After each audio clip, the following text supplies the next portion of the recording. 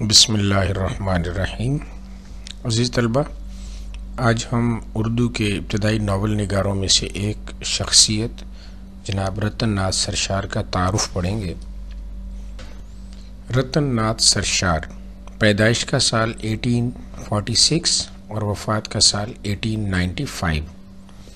پنڈت رتن ناتھ سرشار کا شمار اردو ادب کے ممتاز ادیبوں میں ہوتا ہے۔ وہ لکھنؤ میں پیدا ہوئے، ابتدائی تعلیم حاصل کرنے کے بعد درس و تدریس سے وابستہ ہو گئے۔ درس و تدریس مطلب ٹیچنگ سے وہ منسلک ہو گئے۔ تخلیق نگاری کا شوق انہیں اخبارات اور رسائل کی طرف کھینچ لایا، یعنی کریٹیوٹی کا شوق، نئی چیز کرنے کا شوق ان کو اخبارات اور میگزینز، رسائل میگزینز۔ وہ مختلف رسالوں اور اخبارات کے مدیر ایڈیٹر رہے۔ مہاراجہ کشن پرساد کی دعوت پر حیدرآباد چلے گئے اور دبدبہ آصفی کے ایڈیٹر بن گئے۔ ان کا انتقال 1895 میں حیدرآباد میں ہوا۔ اردو ناول کے ارتقاء اور فروغ میں سرشار کا کردار ناقابل فراموش ہے۔ یعنی اردو میں ناول نگاری جو ہے اس کے ارتقاء یعنی ترقی اور اس کو پھیلانے میں سرشار کا کردار بہت اہم ہے۔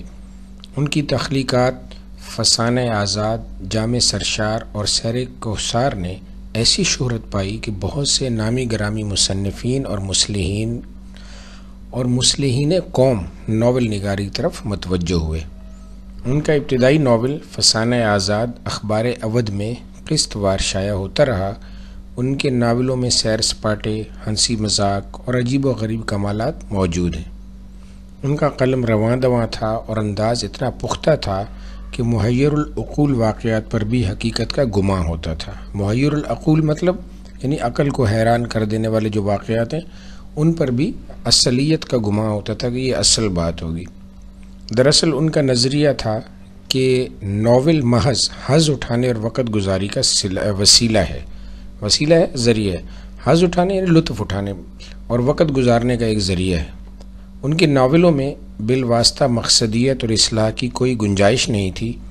انہوں نے اپنی نثر کو آرائش سے محفوظ رکھا، تاہم محاورات، روزمرہ اور تمثیل و تشبیہ کی معاونت سے اس کا رشتہ قدیم طرز تحریر سے جڑتا نظر آتا ہے۔ اب یہ دو تین چیزیں لکھی ہیں، محاورہ، روزمرہ، ٹھیک ہے۔ محاورہ جیسا کہ آپ جانتے ہیں کہ ایسے الفاظ جو اپنے اصلی بجائے مجازی معنوں میں استعمال ہوتے ہیں، اور روزمرہ جو ہے جو عام بول چال بات چیت ہوتی ہے حقیقی معنوں میں مراد لی جاتی ہے۔ تمثیل لفظ ویسے مثال سے بنا ہے، خیالی اشیاء کو مثال بنا کر پیش کیا جائے تو تمثیل کہلاتا ہے، اور تشبیہ جیسا کہ آپ جانتے ہیں کہ کسی چیز کو جو ہے اس کی خوبی یا خامی کی وجہ سے کسی دوسری چیز کی طرح اگر قرار دیا جائے تو تشبیہ کہلاتا ہے۔ ان کی کچھ کتب ہیں، شمس الضحیٰ، اعمال نامہ روس، کامنی، الف لیلہ اور خدائی فوجدار وغیرہ۔